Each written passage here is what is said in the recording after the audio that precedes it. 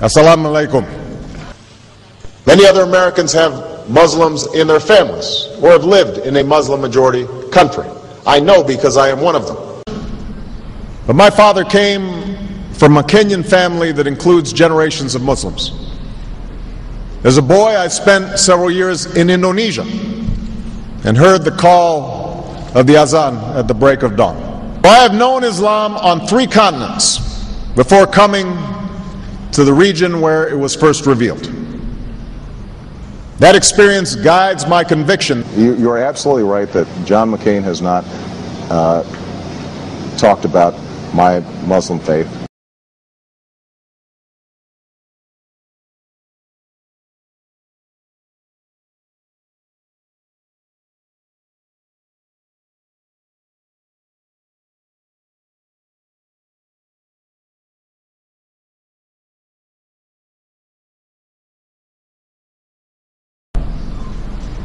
As the Holy Quran tells us, the Holy Quran teaches that, the Holy Quran tells us, and the Holy Quran also says,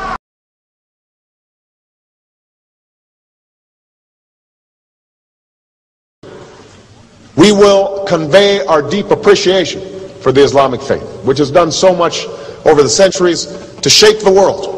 I would like to speak directly to the people and leaders of the Islamic Republic of Iran. Your great and celebrated culture. Over many centuries, your art, your music, literature, and innovation have made the world a better and more beautiful place. We know that you are a great civilization, and your accomplishments have earned the respect of the United States and the world. I also know civilization's debt to Islam. It was Islam at places like Uluzar that carried the light of learning through so many centuries, paving the way for Europe's Renaissance and Enlightenment.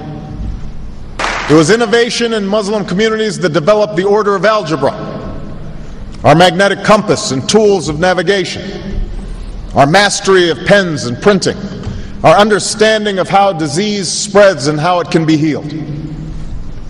Islamic culture has given us majestic arches and soaring spires, timeless poetry and cherished music, elegant calligraphy, and places of peaceful contemplation.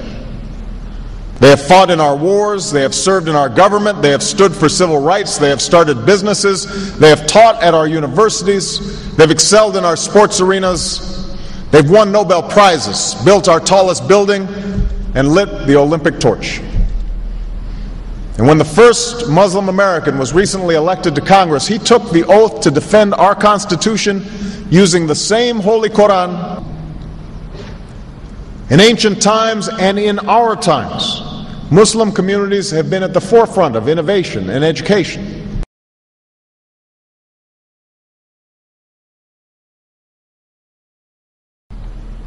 Islam is not part of the problem in combating violent extremism. It is an important part of promoting peace.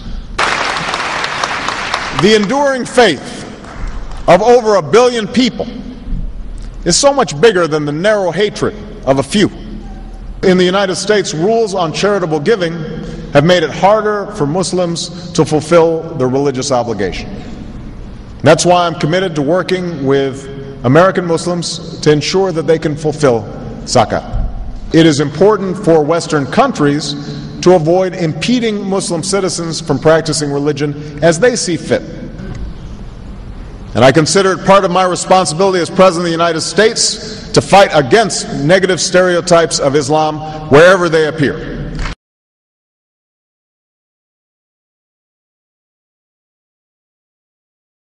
We are no longer a Christian nation.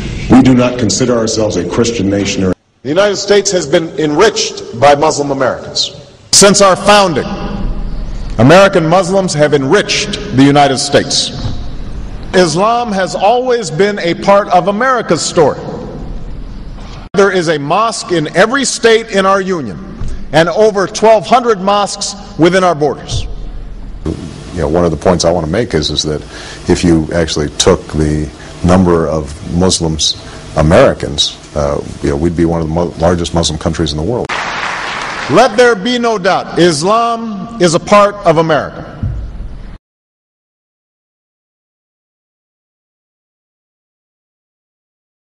he did bow to the Muslim king, while he did not do it to the British Queen of England. And by bowing, he showed the world that I am subservient. I do bow down to you as a Muslim king, something no other president has done with Saudi Arabia. The Saudi king is his peer. He is not his subordinate in order to bow for him, and this is exactly what Obama did. Usually it is out of respect that someone would nod his head when bowing to royalty, and the ladies will give curtsy. But Obama went beyond what is required as a head of state and bowed to the Saudi king, and that's unacceptable. It sent the wrong symbol. When you say it sends the wrong signal, what signal do you think it sends? It sent a message that Islam is superior to any other master or king or president in the world, that an American president bowed to a Muslim king. It also sent a message that terrorism and jihadism is giving Islam the respect it should have on the world stage, to the point that it made an American president, for the first time in history, bow to a Muslim king.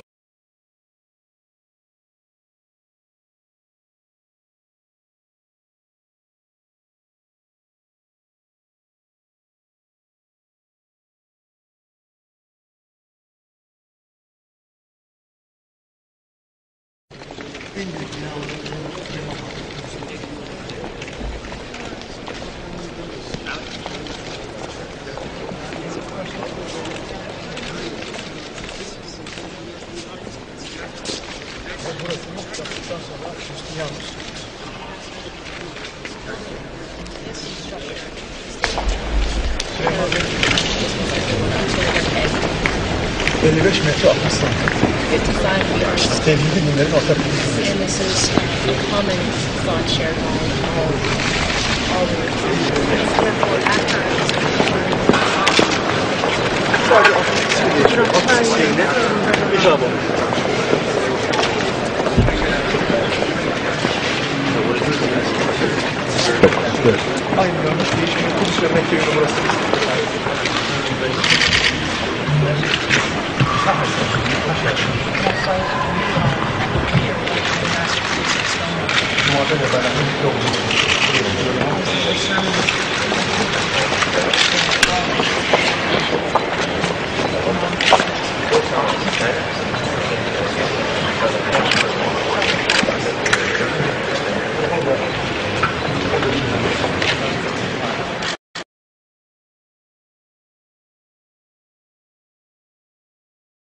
Presidential candidate Barack Obama is trying to change political fashion. He gave a speech in Iowa City today, and he wasn't wearing an American flag pin. Those pins have become synonymous with politicians since 9/11. Obama says he doesn't like how the pin has come to represent patriotism in America. I won't wear that pin on my chest. It's a little weird, Alan, that in the middle of the campaign the guy takes off the American flag that most people wear because they're proud of their country. Let me speak as clearly and as plainly as I can. America is not and never will be at war with Islam.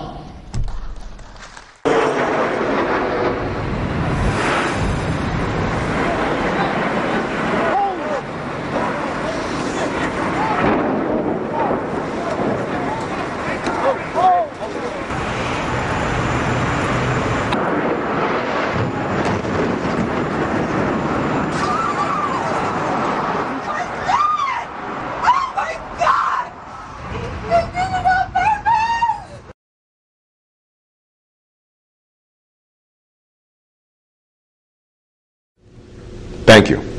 And Eid Shoma Mubarak.